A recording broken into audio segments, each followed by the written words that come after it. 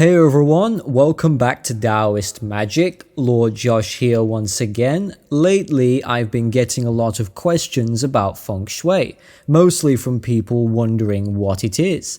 Now, I think this video is necessary because in order for you to practice weather magic, you will need a good understanding of practical Feng Shui. The phrase, "don't run before you can walk," is very appropriate here because there's no point in me talking in depth on videos about Feng Shui if we don't understand what the art is itself. Now, unlike star stepping, Neidon, contracting the land, Feng Shui is famous throughout the world, but it's still very misunderstood.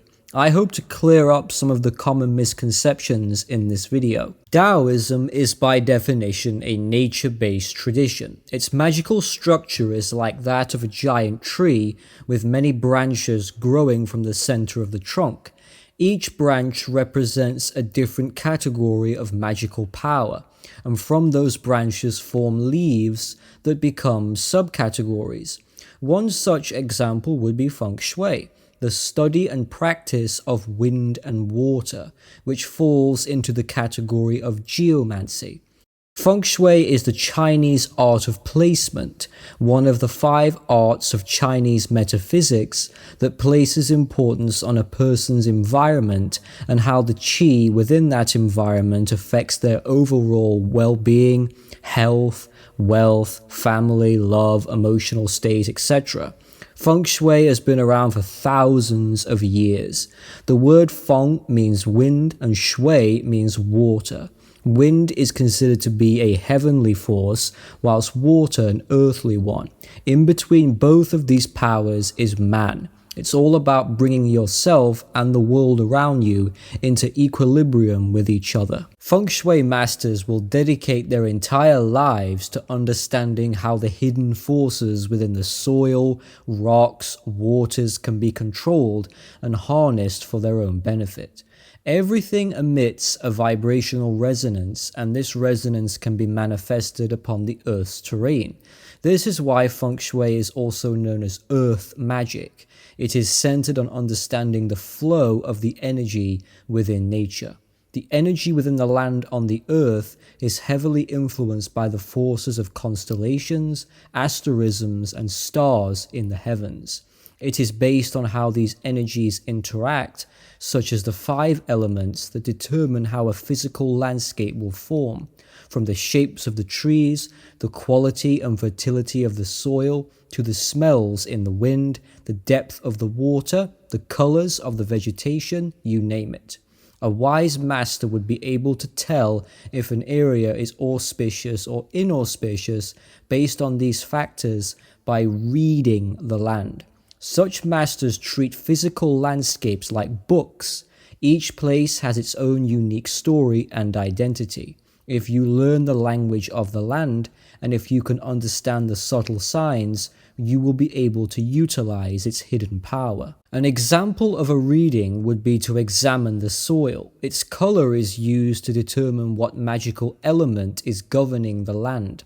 Red-colored soil is believed to contain celestial breath, whereas rocky, dusty soil is viewed as being breathless, so it is considered weak and should be avoided. Auspicious soils are viewed as being solid with a moist texture and consistency, neither too wet or too dry.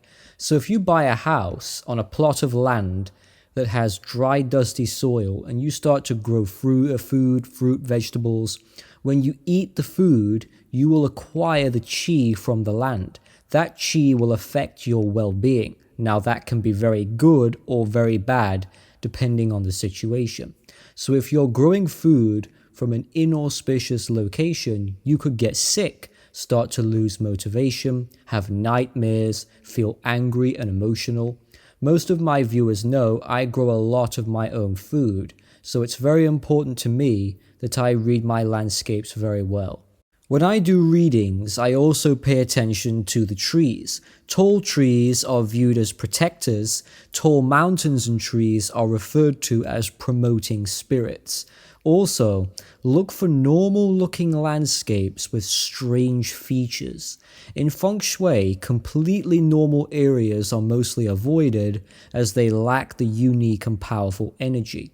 A master will instead search for abnormalities that exist within otherwise normal looking sites. For example, it would be considered abnormal to find a flat piece of land in a mountainous region, finding very small mountains and one large mountain, or finding a vibrant river full of life in an otherwise dry desert area.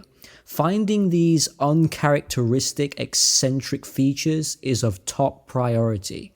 This practice is known as finding yin within yang and yang within yin. Wu Xing, the 5 Chinese elements of wood, fire, metal, earth, and water, are incorporated into mountain formations. We aren't talking about mountains being on fire or actual water, it's more of what that element represents. Taoists believe that Wu Xing is reflected in the earth itself. So, for example, a wood element mountain is defined as being tall, slender, steep, very straight, and slim, with its peak being flat or round. In China, these types are sometimes known as pen mountains. We've all seen pictures of them. Wood mountains are related to the planet Jupiter, and they are most auspicious during springtime. So if you meditate on a wood mountain during spring, expect to have a wonderful experience. Magicians who practice thunder magic, Lei Fa, will sometimes go to wood mountains to train the Hun, the ethereal soul, whilst others will go there to meditate during the first thunderstorms of spring. That's exactly what I would do if I could find a wood mountain. I've never actually found one in this country before. Also, gathering and making talismans out of wood or collecting stones from a wood mountain is extremely auspicious. If you could make a wooden sword from a tree on a wood mountain, that sword could be used for weather magic. A water mountain, as the name suggests, is wavy, irregular, distorted, and its surface often resembles that of a river or lake.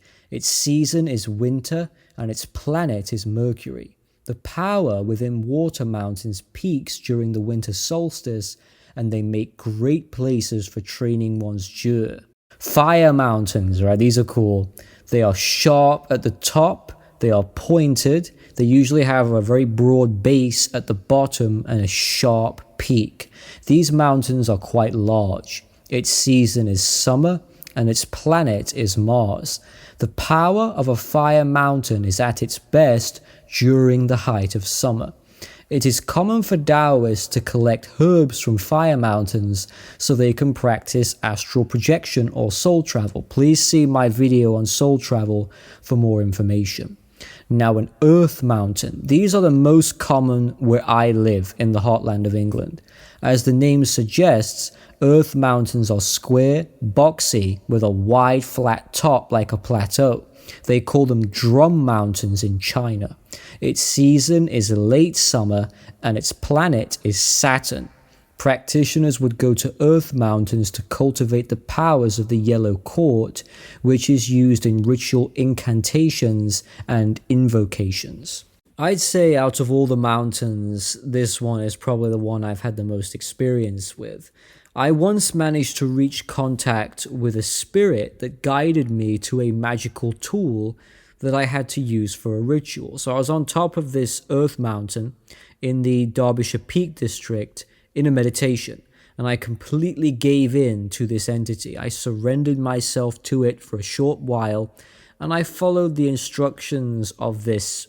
I wouldn't even call it a voice. It was really just a feeling, strong intuition. It felt like I was being guided to a very specific place. That place turned out to be an orchard garden where I found this stick. It looks like a regular stick. There's nothing remarkable about its appearance, but it's one of my most useful tools for rainmaking. So earth mountains to me are places of intuition. Last but not least, metal mountains. Along with wood mountains, these are my favorite, and you'll know why in just a moment. Metal mountains are shaped almost completely round. Their season is autumn and their planet is Venus. That's right, the Lammat star. Magicians would meditate on these mountains to train their Po, corporeal soul, and to practice Neidon. Let me just be clear, if you happen to encounter a fire mountain in winter, does that mean you should avoid practicing magic there? No, it won't harm you, it won't negatively affect you in any way. It's just about optimizing the energy in that area at the correct time. So the worst that could happen is nothing. You practice a spell on a fire mountain in winter, it will have less chance of manifesting, which is why timing is so important in practical feng shui. Whenever you read the land itself will be able to read you. It's a union of man and nature. As earth chi flows through mountains and hills, it is considered yang. As it flows through valleys and watercourses, it is yin. This practice of feng shui, in my opinion, is a type of meditation, becoming one with your surroundings. If there is healthy qi flowing through the land, you will be able to absorb it and it will flow through you. This is why in feng shui, the magician is encouraged to never meditate in an area where the vegetation is dying. So if you meditate facing a mountain that has lots of dead grass or rotten trees, that toxic chi will enter your body and cause illness. The same goes for areas with lots of pollution. Avoid meditating there at all cost. A person's life is strongly influenced by environmental chi, whether they are aware of it or not. The chi of wind is yang, it behaves like fire, it is masculine and it never stops moving, and the chi of shui is that of water. It is yin, it is feminine, and it represents stillness. Knowing the different magical properties of yin and yang is essential. If the chi is too excessive, or if it's too deficient, it will cause disharmony. If the environment is not harmonious, this can bring about negativity in the occupants or landowners. For example, if your house has too much shade and not enough sun, it means the location is deficient in yang qi, which also means if you spend a lot of time at home, you could be deficient as well. If there's too much sun, this is also negative because it can overheat and disperse the natural chi of the area. You always hear people say, you are what you eat, which is true, but you are also the product of your environment, the place where you spend most of your time. A good feng shui master could take a look at your property and be able to predict your future if you were to stay living in the same house for the rest of your life. Don't just pay attention to the landscape, but also the wildlife that lives there. Look at the behavior patterns of the animals that live on your property. Do you see a lot of diseased looking animals? Animals that appear sick, malnourished, weak, or unhealthy? If you see a lot of dead birds, for example, or dead rabbits, these are warning signs that something in the area is draining their chi, which obviously isn't good for you. Pay attention to the health of the trees, the wildlife, and the insects. Here's a video of me in my power spot in summer. Look at the vegetation, but most importantly, look at all the insects flying around. That is a sign of abundance. It shows life flourishing. Areas that allow strong winds to blow through them are considered very dangerous, as strong winds disperses chi. So if you've got mountains and trees that protect and shield you from strong winds, that's a very good location. That clip that you're seeing right now, that's me in my magical power spot. You always know when you've discovered a power spot. There's two things that give it away. The first is not what you can see, but what you can hear. Complete silence, but not just typical peace and quiet. I mean extreme silence to the point where it feels otherworldly, like being in a sound isolation chamber. People will sometimes describe this experience as loud silence. The second thing, to look up in the sky. If you see birds flying in a spiral, this is another sign of a naturally powerful area. These areas are usually very small in size. You can find them in every country, and you don't have to travel far to find them. They are incredibly auspicious. The concept of luck in Taoist Feng Shui is a major aspect. Masters will do whatever they can to influence fate and try to get luck on their side. Just because an area is lucky right now does not mean it will stay lucky. Bad and good luck do not last. Luck is ever changing, so the practice of Feng Shui is ongoing.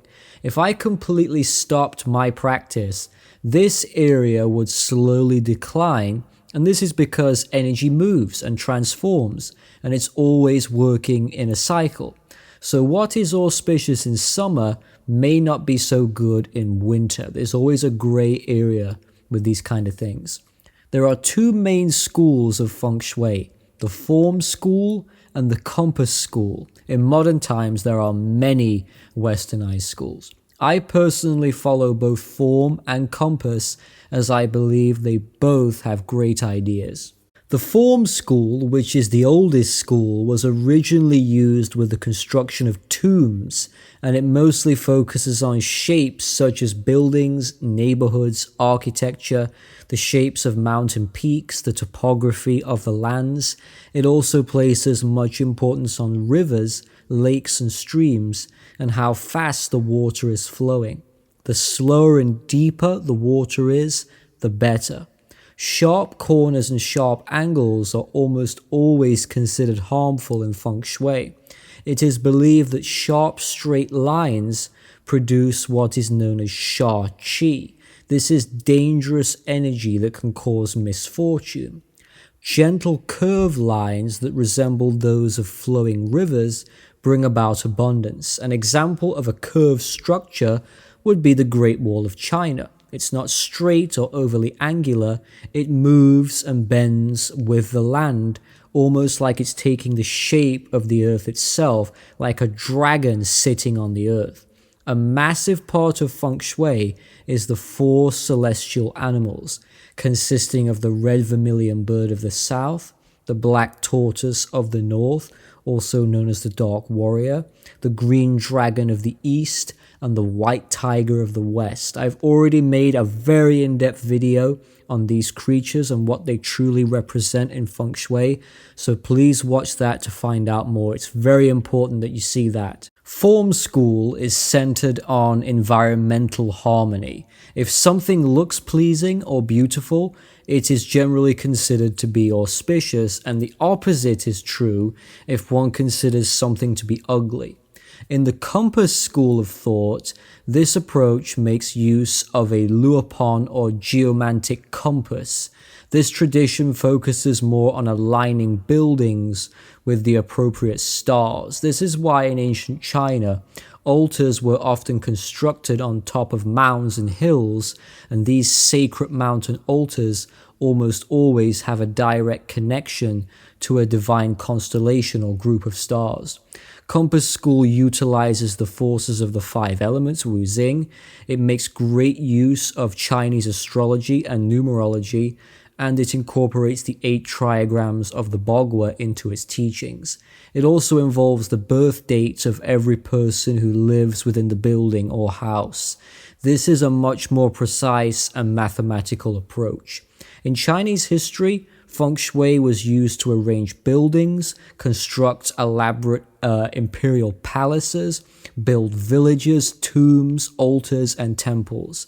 It is still practiced today, not only in China, but throughout most of the Western world. I built my outdoor altar, the altar of the 7 stars, using Feng Shui principles. During the Cultural Revolution in China, Mao outlawed Feng Shui as he considered it to be a social evil, along with many other religious, spiritual, and folk practices.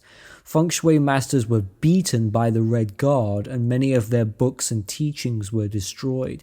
So a lot of information on the art is unfortunately gone now. However, in modern times, Feng Shui is a booming industry. Even well-known celebrities in the Western world have been known to spend huge amounts of money to make sure they live in the perfect environment. In a lot of ways, especially in the United States, Feng Shui has become a status symbol.